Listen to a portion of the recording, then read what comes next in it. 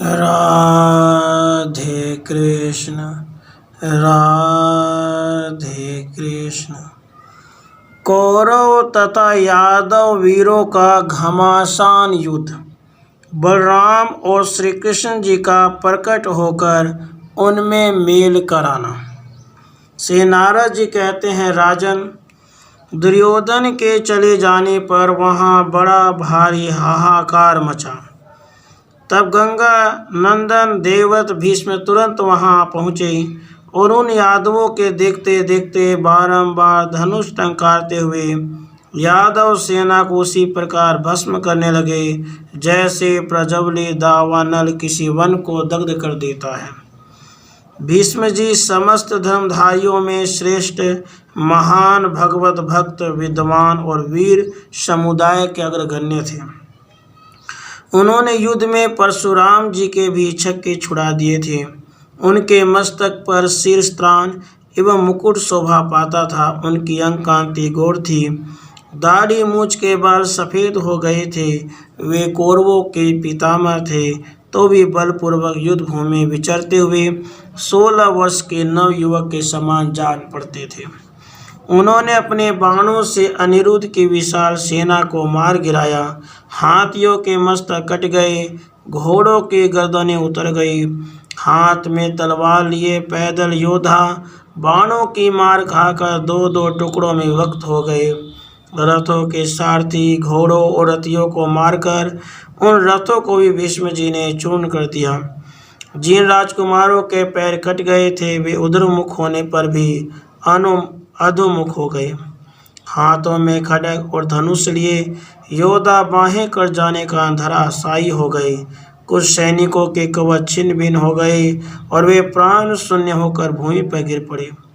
वहां गिरे हुए स्वर्ण भूषित वीरों, घोड़ों, रथों और हाथियों से वह युद्ध मंडल कटे हुए वृक्षों से वन की भांति शोभा पा रहा था।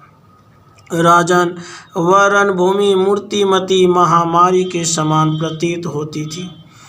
अस्त्र शस्त्र उसके दांत, बाण, केश, ध्वजा, पताका उसके वस्त्र और हाथी उसके स्तन जान पड़ते थे। रथों के पहिए उसके कानों के कुंडल से प्रतीत होते थे। वहाँ रक्तस्राव से प्रकट हुई नदी तीव्र वेग से प्रवाहित होने लगी। उसमें रथ, घोड़े और मनुष्य भी बह चले। वह रक्त सरिता वैतरणी के समान मनुष्यों के लिए अत्यंत दुर्गम हो गई थी। कुष्मांड, उन्माद और बैतालगण भैरव नाद करते हुए आए और रुद्र की माला बनाने के लिए वहां से नरमुंडों का संग्रह करने लगे। अपनी सेना को रणभूमि में गिरी देख महान धनुर्धर शिरोमणि अनिरुद्ध बहुत बड़ी पताका वाले रथ पर आरूढ़ हो भीष्म जी का सामना करने के लिए आगे आए।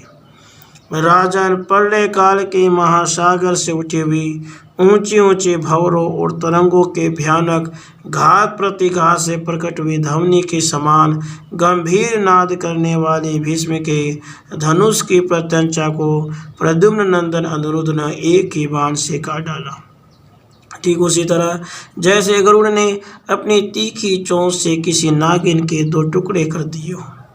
तब मनस्वी भीष्म ने दूसरा धनुष लेकर उस पर प्रत्यंचा चढ़ाई और युद्ध भूमि में सबके देखते देखते उस पर ब्रह्मास्त्र का संधान किया। उससे बड़ा प्रचंड तेज प्रकट हुआ। यह देख माधव अनिरुद्ध ने अपनी सेना की रक्षा के लिए स्वयं भी ब्रह्मास्त्र का संधान किया। वे दोनों ब्रह्मास्त्र 12 सूर्यों के समान तेजस्वी होकर परस्पर युद्ध करने लगे।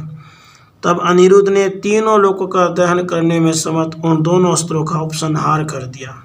साथ ही उन यदुकुल तिलक अनिरुद्ध ने गंगा नंदन भीष्म के विद्युत के समान दीप्तिमान धनुष को भी सहायकों द्वारा उसी तरह काट डाला जैसे सूर्य अपनी किरणों से कुहासे को नष्ट कर देता है। तब भीष्म ने लाख भार की बनी हुई सुदृढ़ गदा हाथ में लेकर उसे अनिरुद्ध पर चलाया और सिंह के समान गर्जना की। जैसे गरुड़ किसी नागिन को पंजे से पकड़ ले, उसी प्रकार साक्षात भगवान श्री अनिरुद्ध ने भीष्म की गदा को बाएं हाथ से पकड़ लिया और दाहिने हाथ से अपनी गदा उनकी छाती पर दे मारी। उस गदा के प्रहार से व्यतीत हो गंगा नंदन भीष्म मूर्छित होकर रथ से गिर पड़े। उस युद्ध मंडल में वे आकाश से गिरे हुए सूर्य के समान जान पड़ते थे। तब वहीं खड़े हुए महात्मा अनिरुद्ध पर कृपाचार्य ने सहसा शक्ति का प्रहार किया। उस समय रोष से उनके अधर फड़क रहे थे। नरेश्वर उस शक्ति को कृष्णपुत्र दीप्तिमान ने अनिरुद्ध तक पहुंचने से पहले मार्ग में ही अपनी तीखी धार वाली तलवार से उसी प्रकार काट दिया जैसे किसी ने कटु वचन से मित्रता खंडित करती हो। उसके बाद रोष से भरे हुए महाबाहु द्रोणाचार्य ने बारंबार धनुष के टंकार करके भानों के ऊपर पर्वतास्त्र का प्रयोग किया। शत्रु की सेना को चूर्ण करते हुए बड़े बड़े पर्वत आकाश से गिरने लगे। राजेंद्र, उन पर्वतों के गिरने से यादव सेना में महान हाहाकार मच गया। तब श्री कृष्ण पुत्र भानु ने वायव्यास्त्र का प्रयोग किया। उससे प्रचंड आंधी प्रकट हुई जिससे सारे पर्वत रणभूमि से उड़ गए। उसी अवसर पर कुपित हुए बाहलिक ने आग्नेयास्त्र का प्रयोग किया जिससे दावानल से विशाल वन की भांति शत्रु की सेना भस्मसात होने लगी। यह देख उस रणभूमि में जामवती नंदन साम ने प्रज्ञास्त्र का प्रयोग किया जिसके द्वारा ज्ञान से अहंकार की भांति वह अग्नि शांत हो गई। तब रोष से भरे हुए कर्ण ने मधु को छोड़कर साम के ऊपर 20 बाण मारे। फिर वह बलवान वीर मेघ के समान गर्जना करने लगा। उसके बाणों से आहत हो रथ सहित साम 2 घड़ी तक चक्कर काटते रहे। फिर मन ही मन कुछ व्याकुल हो एक कोस दूर जा गिरे। फिर तो उन्होंने रथ छोड़ दिया और गदा लेकर रणभूमि में आ पहुँचे। उस गदा के द्वारा जामवती कुमार साम ने कर्ण को गहरी चोट पहुंचाई। राजन उस चोट से पीड़ित हो महाबली वीर कर्ण पृथ्वी पर गिर पड़ा और सम्रांगन में मूर्छित हो गया। साम भी अपना धनुष लेकर दूसरे रथ पर बड़े वेग से जा चढ़े। उन्होंने 20 बाणों से शूल को और 5 बाणों से सोमदत्त को घायल कर दिया। राजन, इतना ही नहीं, उन्होंने 10 बाणों से द्रोणपुत्र अश्वत्थामा को, 16 बाणों से धौम्य को, 10 बाणों से लक्ष्मण को, 5 से शकुनि को, 20 सहायकों से दुशासन को, 20 से ही संजय को, 100 बाणों से भूरिश्रवा को, 100 तीखे बाणों से केतु को भी सम्रांगन में घायल कर दिया। फिर बलवान वीर साम मेघ के समान गर्जना करने लगे। उसके बाद साम ने 10-10 बाणों से सारथियों को, 1-1 से हाथियों और घोड़ों को, 5-5 बाणों से अन्य वीरों को चोट पहुंचाई। जामवती कुमार साम का वह हस्त लाघव देखकर अपने एवं शत्रु पक्ष के सभी सैनिक अत्यंत विस्मित हो गए। इसी समय भीष्म ने उठकर अपना उत्तम धनुष हाथ में लिया और 10 बाण मारकर साम के श्रेष्ठ को दंड को खंडित कर दिया। उसके बाद महाबली वीर भीष्म, द्रोणाचार्य तथा कर्ण तीनों ने यादव सेना को तत्काल सहायकों द्वारा घायल करना उसी प्रकार आरंभ किया जैसे वो तीनों गुण उद्रिक्त होने पर ज्ञान को नष्ट कर देते हैं। मानद दुर्योधन रथ पर आरूढ़ और पुनः युद्ध के लिए आया। उसके साथ 10 अक्षौहिणी सेना थी जिसका महान कोलाहल छा रहा था। मिथिलेश्वर उसी समय पुराण पुरुष देवेश्वर बलराम और श्री कृष्ण भगवान वहाँ प्रकट हो गए। बलराम के रथ पर ताल ध्वज और श्री कृष्ण के रथ पर गरुड़ ध्वज शोभा दे रहे थे। वे दोनों भाई अपने दिव्य कांति से संपूर्ण दिशाओं को देदीप्यमान कर रहे थे। उस समय देवता जय जयकार कर उठे। मुख्य मुख्य गंधर्व मनोहर गान करने लगे। देवताओं के आनक और दुंदुभियों की ध्वनि होने लगी और देवांगनाएं खील अर्थात लावा और फूल बरसाने लगे। उसी समय यदुवंश से वीर परमेश्वर बलराम और श्री कृष्ण के चरणों में प्रणाम करने लगे। दुर्योधन आदि कौरव सब और अस्त्र शस्त्र रखकर उन्हें उत्तम बलि अर्पित करने लगे। सभी प्रसन्न थे और सबके हाथ जुड़े हुए थे।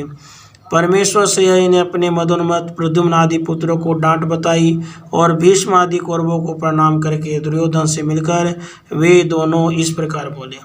श्री बलराम और श्री कृष्ण ने कहा, राजन, इन बाल बुद्धि वाले यादवों ने जो कुछ किया है उसके लिए क्षमा कर दो। अपने मन में दुख न मानो। निरपेश्वर, उन लोगों ने जो भी कठोर बात कही है वह हम दोनों के प्रति कही गई मान लो। राजन, इस भूतल पर यादव और कौरवों में कदाचित किंचन मात्र भी कला नहीं होना चाहिए। ये सब परस्पर संबंधी और ज्ञाति हैं। हम लोग धोती और उत्तरीय की भांति परस्पर एक दूसरे का प्रिय करने वाले हैं। नारद जी कहते हैं, मैथिलेश्वर कौरवों से निरंतर पूजित और सेवित और देवेश्वर बलराम और श्री कृष्ण भगवान प्रद्युम्न आदि यादवों के साथ वहाँ अत्यंत सुशोभित हुए। इस प्रकार श्री कृष्ण संहिता में विश्वजित खंड के अंतर्गत नारद भोला संवाद में यादव और कौरवों मेल नामक 21वां अध्याय पूरा हुआ। राधे कृष्ण, राधे कृष्ण।